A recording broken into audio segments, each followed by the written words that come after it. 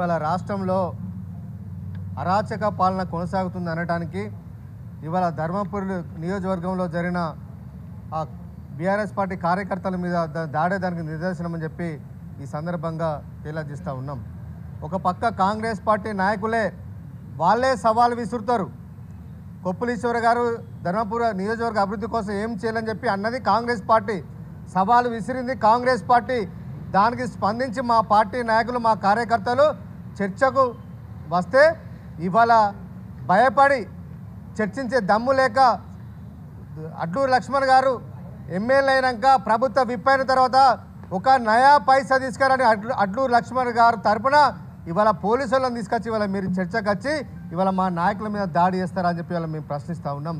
మీకు ధైర్యం ఉంటే నిజంగా అభివృద్ధి కనుక మీరు చేసి ఉంటే పోలీసులు లేకుండా మీరు చర్చకు రావాల్సింది.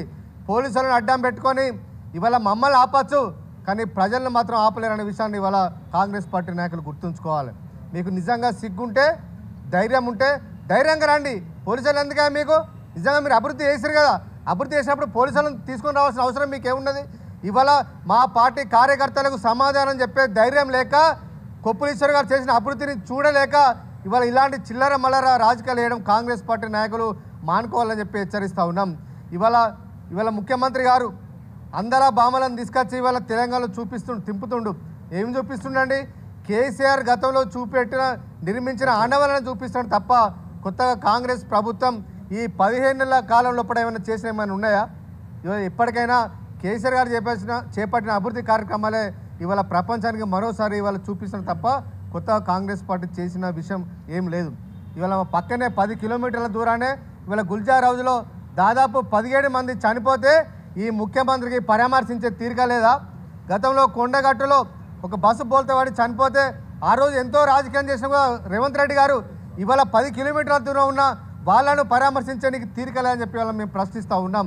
కాబట్టి మాట్లాడే ముందు జాగ్రత్తగా మాట్లాడాలని చెప్పి ఇలా ఈ కాంగ్రెస్ ప్రభుత్వాన్ని హెచ్చరిస్తూ ఉన్నాం. పక్కనే 20-30 మీటర్ల దూరాన పోలీస్ స్టేషన్ ఉంటుంది, ఫైర్ ఇంజన్లు వస్తాయి, కానీ అలా నీళ్లు ఉండయి, ఇలాంటి సేఫ్టీ మెజర్స్ ఉండయి. దానివల్ల ఇవాళ ప్రభుత్వ నిర్లక్ష్యం వల్ల 17 మంది ఇవాళ హైదరాబాద్లో చనిపోయారంటే దానికి కారణం రేవంత్ రెడ్డి కారణం కదా.